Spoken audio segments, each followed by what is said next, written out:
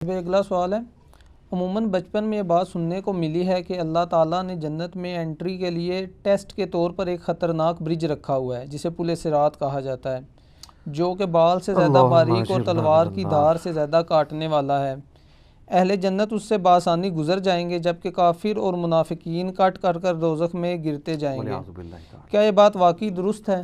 بالکل 100% درست ہے جی۔ اللہم اجرنا من النار، آمین اللہم اجرنا من النار، آمین اللہم اجرنا من النار، آمین۔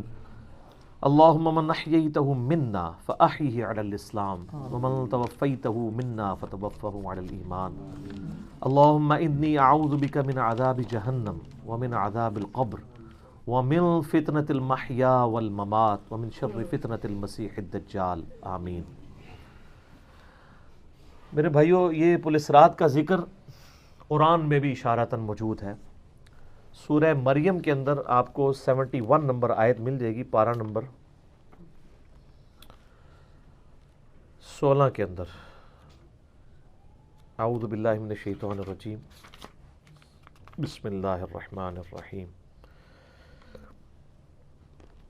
دوزخ کے کانٹیکسٹ میں گفتگو کرتے ہوئے اللہ تعالیٰ فرماتا ہے وَإِن مِّنكُمْ إِلَّا وَارِدُهَا، اور کوئی بھی تم میں سے ایسا نہیں ہے مگر یہ کہ اسے دوزخ سے گزرنا پڑے گا۔ كَانَ عَلَى رَبِّهِ حَتْمًا مَقْضِيًّا، یہ تمہارے رب کی طرف سے تقدیر میں شدنی بات ہے، یہ ڈیسٹنی تمہارے لیے مقرر ہے کہ تم سب کو آگ کے اوپر سے گزرنا پڑے گا، چاہے کوئی جن ہے، انسان ہے، وہ پیغمبر ہے، صحابی ہے، تابعی ہے، نیک ہے، بد ہے، سب کو ایک دفعہ گزرنا پڑے گا۔ پھر کیا ہوگا؟ ثم ننجی الذین اتقوا ونذر الظالمین فیہا جثیا، پھر ہم نجات دے دیں گے اہل تقوی کو اور جو ظالم ہیں ان کو گھٹنوں کے بل اسی دوزخ میں رہنے دیں گے۔ والعیاذ باللہ تعالی۔ اللہم اجرنا من النار، آمین۔ بخاری مسلم میں کئی ایک احادیث ہیں پل صراط کے حوالے سے۔ ایک وہ حدیث جو بخاری اور مسلم دونوں میں موجود ہے، اللہ کے محبوب صلی اللہ علیہ وآلہ وسلم فرماتے ہیں کہ قیامت والے دن اللہ تعالیٰ جہنم کے دونوں سروں پہ ایک پل رکھے گا، یعنی جہنم کو پار کرنے کے لیے ایک بہت بڑا پل رکھے گا۔ بخاری مسلم کے الفاظ ہیں سب سے پہلے میں اپنی امت کو لے کے اس کے اوپر سے گزروں گا، اور اس کے بعد باقی انبیاء بھی اپنی امت کے لوگوں کو اپنے ساتھ لے کر گزریں گے، اور ہر رسول کی زبان پہ سمیت میرے رب سلم رب سلم رب سلم ہوگا، اے اللہ سلامتی فرمانا، اے اللہ سلامتی فرمانا، اے سلامتی فرمانے والے رب سلامتی فرمانا۔ اب نماز کے بعد بھی مسلم شریف میں دعا ہے نا، اللہم انت السلام ومنک السلام تبارک یا ذا الجلال والاکرام، سلامتی۔ اور نبی الاسلام فرماتے ہیں یہ کلام بھی صرف انبیاء کر رہے ہوں گے، انبیاء کے علاوہ کسی کو کلام کرنے کی اجازت بھی نہیں ہوگی۔ آپ ویسے کہتے رہیں کہ ہمارے بزرگ جو ہیں وہ پھڈا ڈال کے بیٹھ لیں گے کہ میں اپنے مرید لے کے جانے میں۔ بخاری مسلم کہتی ہے کہ انبیاء کے علاوہ سب کی زبانیں ہوں گی گونگ، سوائے اس کے کہ وہ کہیں گے رب سلم رب سلم رب سلم۔ پھر نبی الاسلام فرماتے ہیں کہ بخاری مسلم کے الفاظ ہے کہ جب لوگ پل صراط سے گزر رہے ہوں گے نا، تو پل صراط کے دونوں جانب آنکڑے لگے ہوئے ہوں گے، جس طرح کے کانٹے ہوتے ہیں، اور وہ گزرنے والوں کو زخمی کر رہے ہوں گے، اور اٹھا کے مجرمین کو دوزخ میں پھینک رہے ہوں گے۔ جیسے کرین کی آپ سمجھیں کہ وہ آگے کرین سے وہ چیزیں اچک کے پھینکی جاتی ہیں نا، تو نبی علیہ السلام فرماتے ہیں اس طرح وہ اچک کر جہنمیوں کو اس پل سے گزرتے ہوئے اچک کر پھینک رہے ہوں گے جہنم میں۔ اور نبی علیہ السلام نے یہ بھی فرمایا، بخاری مسلم کے الفاظ ہیں کہ ہر شخص اپنے اعمال کے مطابق گزر رہا ہوگا۔ کوئی سورین کے بل گھسٹتا ہوا جا رہا ہوگا، استغفر اللہ توب الیہ۔ آپ سر اس منظر کو امیجن بھی نہیں کر سکتے۔ یہاں تو کہتے ہیں لوگ جو کچھ بھی ہے تیرے محبوب کی امت سے ہے، تو وہ امت کون سی ہے جو گزر رہی ہوگی؟ وہ آپ ہی لوگ ہی ہیں، ہم لوگ ہی ہیں۔ اللہ تعالیٰ سلامتی کے ساتھ ہمیں گزار دیں، آمین۔ آپ علیہ السلام فرمایا کہ بعض لوگ جو ہیں وہ یعنی تیز رفتاری سے گزر رہے ہوں گے، بعض گھسٹ کے، اپنے اعمال کے مطابق گزر رہے ہوں گے، اور پھر لوگ کٹ کٹ کے دوزخ میں گر رہے ہوں گے. بخاری مسلم کے الفاظ ہیں. اس پل سے کٹ کٹ کے دوزخ میں گر رہے ہوں گے، پھر وہ دوزخ میں رہیں گے یہاں تک کہ اللہ تعالیٰ ان کے لیے کوئی فیصلہ فرما دے. وَلِعَوْذُ بِاللَّهِ تعالیٰ، اللہ تعالیٰ کی پناہ. اللہم اجرنا من النار، آمین ثم آمین. صحیح مسلم میں ایک حدیث ہے، ابو سعید خدری کہتے ہیں کہ ہمیں یہ بات بھی پہنچی ہے کہ وہ پل جو ہے وہ تلوار کی دھار سے زیادہ تیز اور بال سے زیادہ باریک ہوگا. یہ الفاظ بالکل صحیح ہیں صحیح مسلم کے اندر. تو اس پل سے تو کوئی بندہ مہارت کے ساتھ بھی نہیں گزر سکتا، کوئی چائنی بھی نہیں گزر سکتا. وہ جو تو یہ اس کے اوپر سے گزرنا ایک معجزے والا معاملہ ہی ہوگا جس کو اللہ تعالیٰ نجات دے گا. اور یہ جو میں نے آیت پڑھی نا سورہ المریم کی آیت نمبر 71، اس کے کانٹیکسٹ میں کتاب التفسیر چیپٹر میں امام ترمذی اسی آیت کو ہیڈنگ بنا کے نا اس کے نیچے ایک حدیث لے کے آئے ہیں. یعنی یہ جو میں نے کہا نا قرآن میں پل صراط کا ذکر ہے، امام ترمذی کا بھی یہی فہم ہے.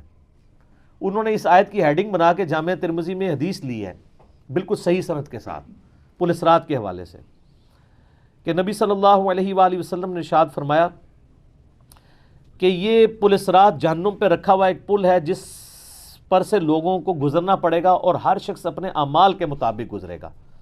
بعض لوگ بجلی کسی تیزی سے گزر جائیں گے، جیسے آسمان سے ایسے بجلی کڑک کے نیچے پتہ ہی نہیں چلتا ود ان سیکنڈس. بعض ہوا کی تیزی سے گزریں گے جو اس سے کم نیک ہوں گے. بعض گھوڑ سوار یا اونٹ سوار کسی تیزی سے گزریں گے، بعض بھاگتے ہوئے گزر جائیں گے، اور بعض جو ہیں وہ پیدل چلتے ہوئے، اور بعض سرین کے بل گھسٹتے ہوئے. سر اتنا لمبا پل، پتہ نہیں کتنی مسافت ہے. بلکہ بخاری مسلم میں الفاظ ہے، نبی علیہ السلام فرمایا کہ اس پل کی لمبائی اللہ ہی بہتر جانتا ہے، مجھے نہیں پتا کتنی ہے. ہائے ہائے ہائے ہائے. اور بعض ایسے ہوں گے جو کٹ کٹ کے پھر دوزخ میں گر رہے ہوں گے، اور ان کا معاملہ پھر بعد میں اللہ تعالیٰ طے کرے گا کہ ان کے ساتھ کیا کرنا ہے. استغفر اللہ. جامع ترمذی میں ایک حدیث ہے، حضرت انس بن مالک جو حضور کو 10 سال تک وضو کرواتے رہے، بخاری مسلم میں ہے. ترمذی میں الفاظ ہیں، وہ کہتے ہیں یا رسول اللہ قیامت الدین آپ میری شفاعت کریں گے؟ فرمایا میں کروں گا. تو یا رسول اللہ مجھے اپنا پتہ بتا دیں، میں آپ کو کہاں تلاش کروں. انہوں نے پینشور کیتا ہے. آپ نے فرمایا تم پورے صراط پہ آ جانا. آئے ہائے ہائے، تم مجھے پل صراط پہ دیکھ لینا، میرے امتی گزر رہے ہوں گے، میں ان کے لیے سلامتی کی دعا کر رہا ہوں گا. کہا یا رسول اللہ اگر پل صراط پہ نہ پاؤں؟ تو آپ نے فرمایا کہ پھر تم میزان عمل پہ آ جانا، جہاں لوگوں کے نامہ اعمال تولے جا رہے ہوں گے.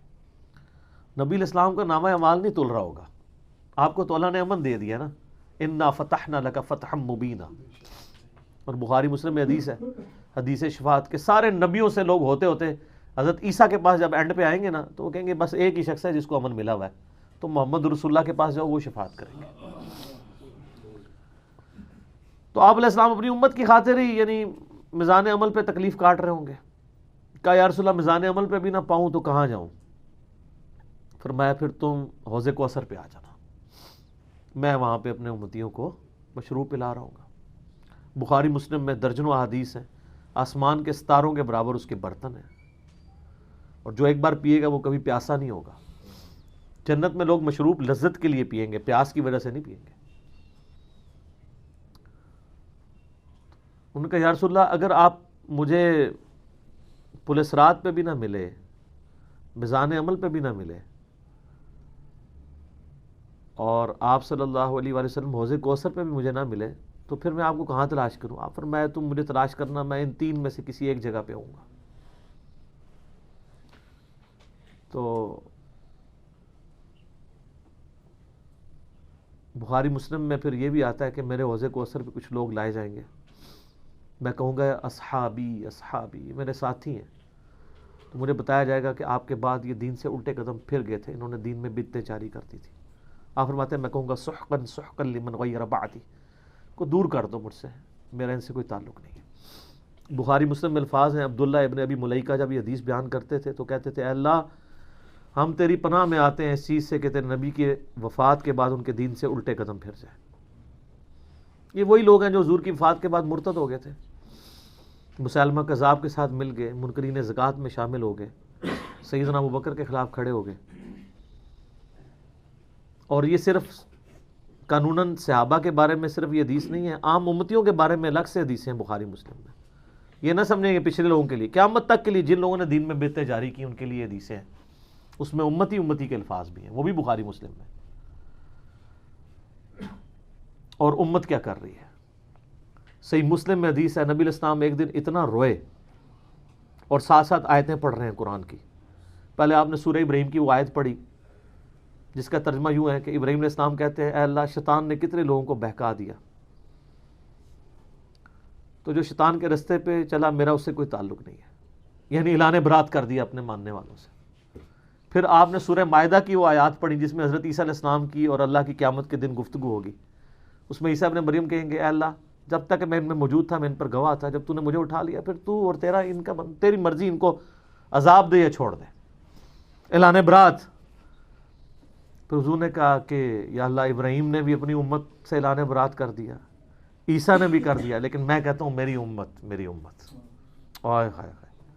صحیح مسلم کے الفاظ ہیں، حضرت جبرائیل علیہ السلام آئے اور کہا کہ اللہ نے مجھے آپ کی طرف بھیجا ہے اور کہا کہ میرے محبوب سے پوچھو کہ اس کو وہ کون سی چیز ہے جو غم زدہ کر رہی ہے. حالانکہ اللہ کو سب کچھ پتا تھا. آپ نے فرمایا میری امت.